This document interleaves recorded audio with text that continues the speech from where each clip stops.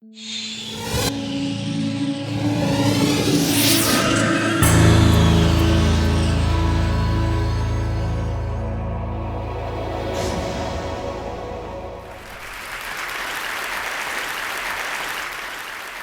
I'm here to tell you that we have a problem with boys, and it's a serious problem with boys.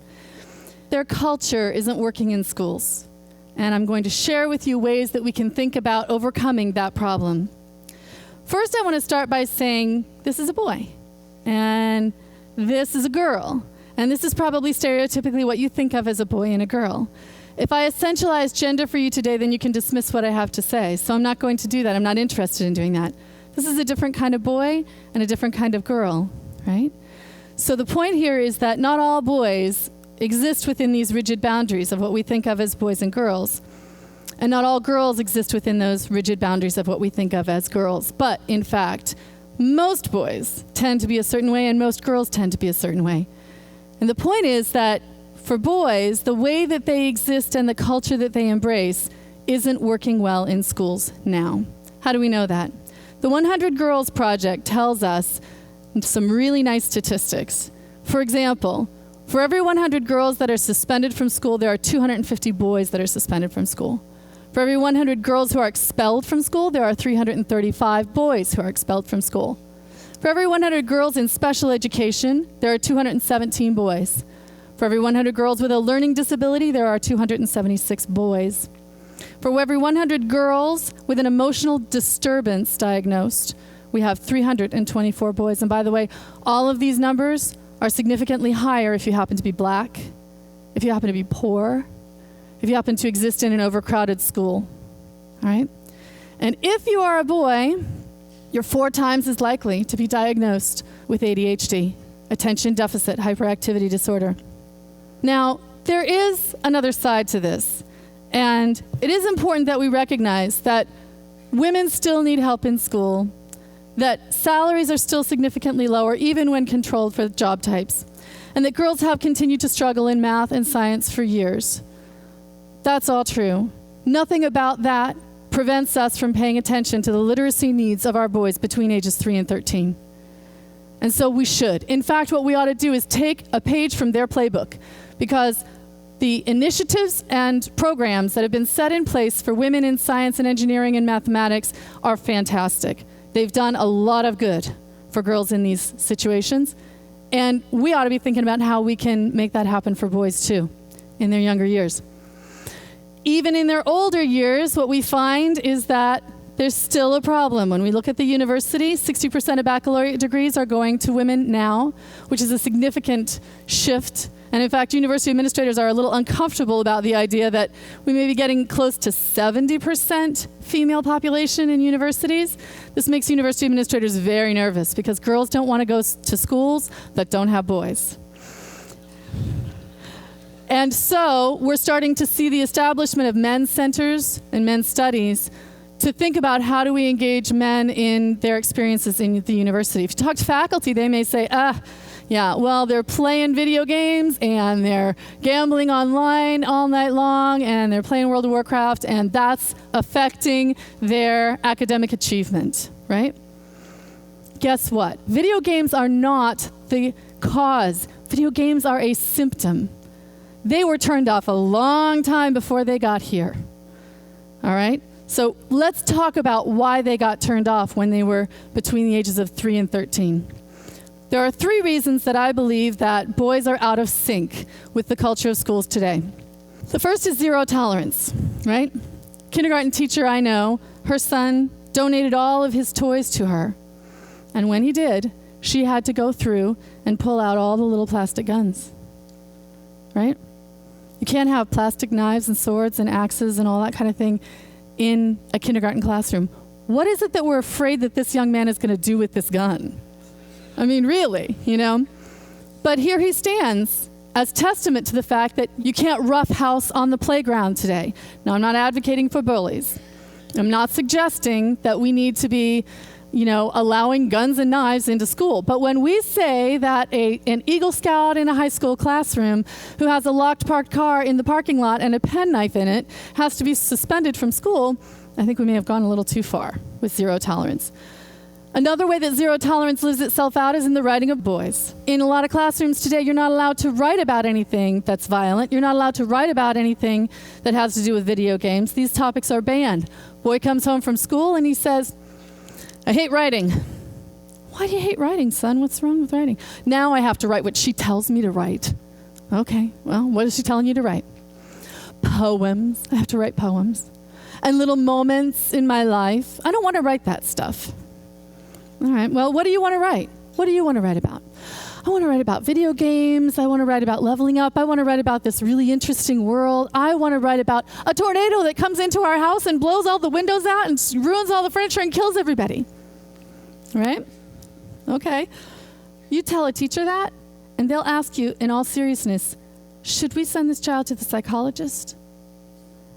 And the answer is no, he's just a boy. He's just a little boy. All right? It's not okay to write these kinds of things in classrooms today. So that's the first reason, zero tolerance policies and the way they're lived out. The next reason that boys' cultures are out of sync with school cultures, there are fewer male teachers. Anybody who's over 15 doesn't know what this means, because in the last 10 years, the number of elementary school classroom teachers has been cut in half. We went from 14% to 7%. That means that 93% of the teachers that our young men get in elementary classrooms are women. All right? Now, what's the problem with this, right? Women are great. Yep, absolutely. But male role models for boys that say it's all right to be smart. They've got dads, they've got pastors, they've got Cub Scout leaders, but ultimately, 6 hours a day, 5 days a week, they're spending in a classroom. And most of those classrooms are not places where men exist. And so they say, I guess this really isn't a place for boys. This is a place for girls. And I'm not very good at this, so I guess I'd better, go play video games or get into sports or something like that, because I obviously don't belong here. Men don't belong here, that's pretty obvious. So that may be a very direct way that we see it happen. But less directly, the lack of male presence in the culture. You've got a teacher's lounge, and they're having a conversation about Joey and Johnny who beat each other up on the playground. What are we going to do with these boys? The answer to that question changes depending on who's sitting around that table. Are there men around that table? Are there moms who've raised boys around that table? You'll see that the conversation changes depending upon who's sitting around the table. Third reason that boys are out of sync with school today. Kindergarten is the old second grade, folks. We have a serious compression of the curriculum happening out there. When you're 3, you better be able to write your name legibly, or else we'll consider it a developmental delay. By the time you're in first grade, you should be able to read paragraphs of text with maybe a picture, maybe not, in a book of maybe 25 to 30 pages. If you don't, we're probably going to be putting you into a Title I special reading program. And if you ask Title I teachers, they'll tell you they've got about 4 or 5 boys for every girl that's in their program in the elementary grades. The reason that this is a problem is because the message that boys are getting is you need to do what the teacher asks you to do all the time, all right? The teacher's salary depends on No Child Left Behind and Race to the Top and accountability and testing and all of this. So she has to figure out a way to get all of these boys through this curriculum, and girls. This compressed curriculum is bad for all active kids. And what happens is she says, please, sit down, be quiet, do what you're told, follow the rules, manage your time, focus, be a girl. That's what she tells them. Indirectly, that's what she tells them. And so this is a very serious problem. Where is it coming from? It's coming from us. Right? We want our babies to read when they are 6 months old. Have you seen the ads? We want to live in Lake Wobegon where every child is above average, right? But what this does to our children is really not healthy. It's not developmentally appropriate, and it's particularly bad for boys. So what do? We need to meet them where they are. We need to put ourselves into boy culture. We need to change the mindset of acceptance in boys in elementary schools. More specifically, we can do some very specific things. We can design better games. Most of the educational games that are out there today are really flashcards, right? They're glorified drill and practice. They don't have the depth, the rich narrative that really engaging video games have that the boys are really interested in. So we need to design better games. We need to talk to teachers and parents and school board members and politicians. We need to make sure that people see that we need more men in the classroom. We need to look carefully at our zero tolerance policies. Do they make sense?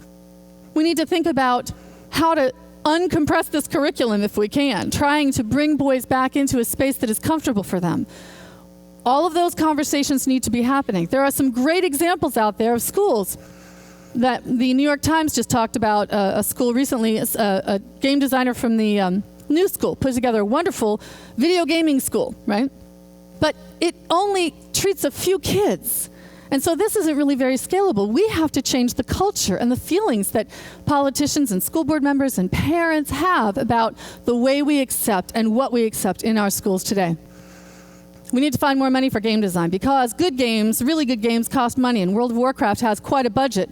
Most of the educational games do not. Where we started, my colleagues, Mike Petner, Sean Vashaw, and myself, we started by trying to look at the teachers' attitudes and find out how do they really feel about gaming? What do they say about it? And we discovered that they talk about the kids in their school who talk about gaming in pretty demeaning ways. They say, oh yeah, they're always talking about that stuff. They're talking about their little action figures and their little achievements or merit badges or whatever it is that they get, and they're always talking about this stuff. And they say these things as if it's okay, but if it were your culture, think of how that might feel. It's very uncomfortable to be on the receiving end of that kind of language. They're nervous about anything that has anything to do with violence because of the zero tolerance policies. They are sure that parents and administrators will never accept anything. So we really need to think about looking at teacher attitudes and finding ways to change the attitudes so that teachers are much more open and accepting of boy cultures in their classrooms. Because ultimately, if we don't, then we're going to have boys who leave elementary school saying, well, I guess that was really just a place for girls. It wasn't for me, so I've got to do gaming or I've got to do sports. If we change these things, if we pay attention to these things and we re-engage boys in their learning, they will leave the elementary schools saying, I'm smart. Thank you.